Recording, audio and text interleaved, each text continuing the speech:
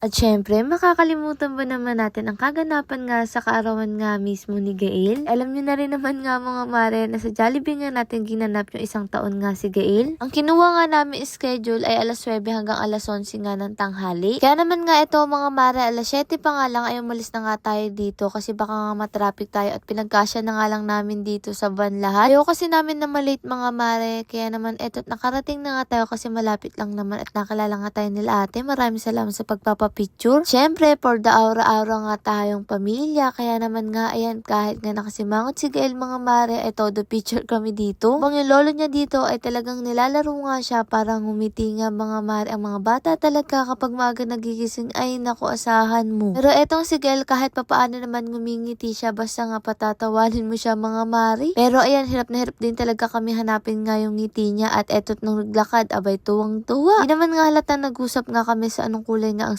susuotin nga namin. Ganito pala talaga kapag nga may anak ka na nga mga mare tapos gusto mong picturean ay talagang mahahagard ka. Sabi nga sa likod nga ng magagandang litrato ng mga anak natin, may mga magulang talaga na todo effort nga dun. Dahil magsisimula na nga daw ang Jollibee party, kaya naman nga eto nga mga mare naglagay na nga rin sila ng mga pangalan para sa mga baby. Ba syempre ang birthday boy ay pinalagyan ko nga din mga mare at eto't hindi pa nga rin kami tapos mag photoshoot pero tuwang-tuwa na nga siya dito sa upuan. Nagsipagdatingan na nga rin yung mga malalapit nga namin kaibigan mga mare, talaga namang nakasaksi sa kung anong meron kami noon at etong tagpabuhat pa nga si Gail sa ninang niya. Abay himala, hindi talaga siya natakot sa ibang tao mga mare kahit nga kanino ay sumasama. Siyempre bago magsimula ang program ay nagpasalamat muna nga tayo sa Diyos mga mare. At higit sa lahat pagpapasalamat nga sa buhay nga ni Gail mga mare at pagdating nga niya sa amin. Yung mga inimbitahan ko lang din talaga, yung mga malalapit din talaga sa amin mga mare. May ilan-ilan nga hindi nakapunta mga mare dahil syempre naman, nanong araw to, Dwebes. Pasok talaga sila, kaya naiintindihan din namin mga mare. At bukod nga dun sa mga regalo nga para sa mga bata, ay meron nga rin tayo para sa matanda. Ate Margo, may nakuha ko dito sa gilid ko.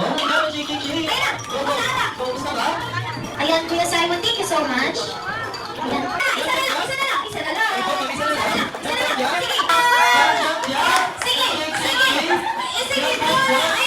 Pre, pre. Ay, Dalit, ay,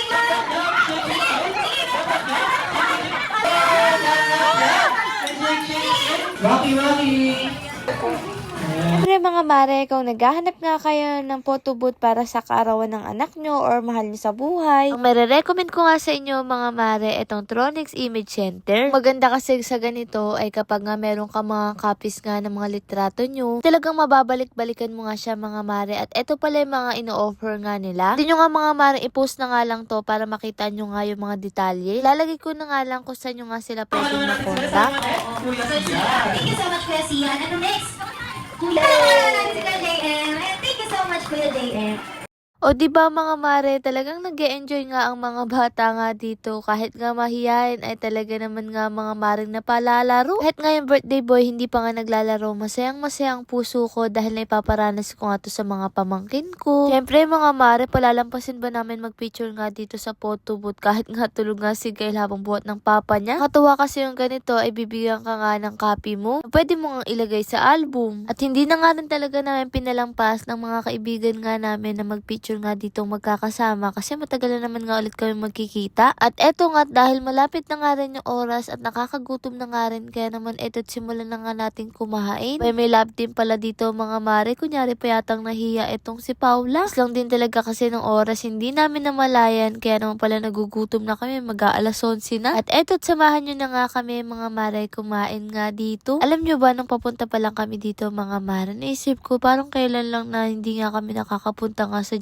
Jollibee. Hindi nga namin maranasan na kumain nga na sabay-sabay na buong pamilya sa loob nga ng Jollibee. Pupunta lang kami doon para makiihi, kunyari ibibili. Pero ngayon nga ay nagagawa na nga namin yun para sa anak nga namin. Nagabihan nga napasabi na nga lang kami na ang galing-galing lang kahit hindi namin to naranasan ng mga bata kami. Ang nakakatuwa kasi doon habang pinaparanas namin kay Gail ay nararanasan namin, kumbaga sabay kami. Kaya kahit kami mga mare matanda na, talagang na-enjoy nga din namin na dumating nga si Popo. Inulit na rin talaga namin mga mare kasi alam namin sa 2 taon niya ay hindi na nga siya dito magpa-party. Kung papalaran nga tayo makapag-travel naman dahil malaki na siya at eto't meron pa nga rin. Kung hindi ako nagkakamali siya si Mr. Yam. Tama ba mga mare? Eto't nga napaka-pogi, napaka-cute. Eto nga si Gail hindi nga siya takot. Tingnan niyo naman ang cute-cute nga din. Tuwang-tuwa nga dito yung ibang bata daw kasi umiyak nga pero siya mga mare ay hindi at syempre magiging bida ba ang saya kung wala nga si Jollibee. Wala na rin talagang cute nga dito kay Jollibee mga mare. Tingnan nyo naman nga. Napakakulit. Kapag nakikita mo nga si Jollibee kahit wala kang ginagawa ay mapapangiti ka mga mare kasi ang cute niya. Anang buhay ko ngayon ko palang talaga nakita si Jollibee ng malapitan at walang kaagaw hindi nakikipagtulakan. Tuwang-tuwa nga din ako mga mare kahit nga si Ran kahit lalaki yun mga mare natutuwa nga din siya dito kay Jollibee. Hinin man nga natin ito talaga yung mga gusto nga nating makita noon. Kaya masasabi kong sulit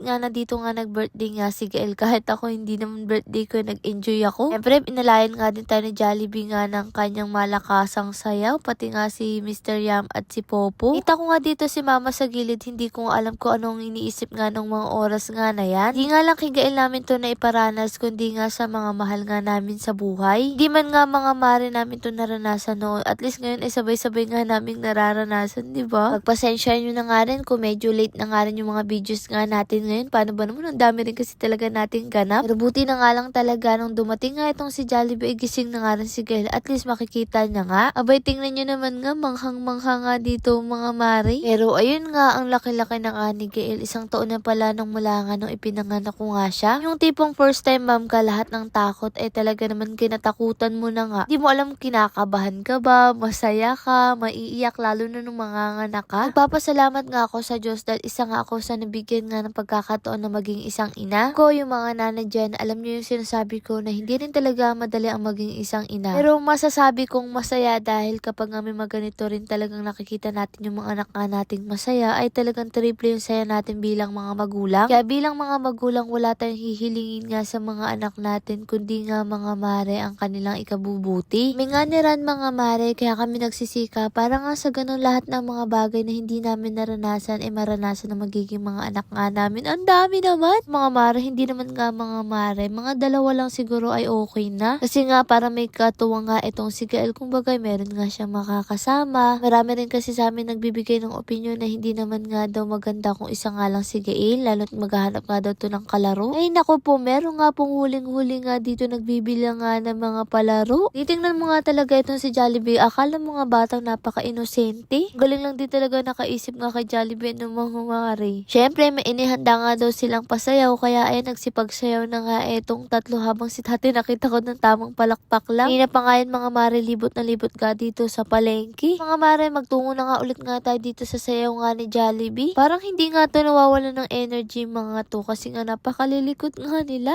Naway paglaki nga ni Gael ganyan nga talaga kabibo yung tipong hindi nga mahiyain. Pero syempre yung tamang hiya naman nga mga mare yung tipong hindi nga siya natatakot sa tao. Yung mga ganong bagay na hindi nga namin kayang gawin ng papa niya napakamahiyain. Ganito yung kaya niya nga sumayaw nga sa maraming tao or kaya naman ganun yung talento niya. Yung mga ganong bagay at eto nga mga mare tingnan nyo naman si Jollibee nagtatampo ata. Pre, bago matapos ang lahat kailangan muna natin kantahan ng happy birthday nga si Gael. Ang cake nga pala niya ay galing nga sa Jury Street. Alam nga ito kay Gael dahil nga mabait nga daw si Gael. Salamat po kay Ma'am Judith nga sa pagbigay ng cake kay Gael.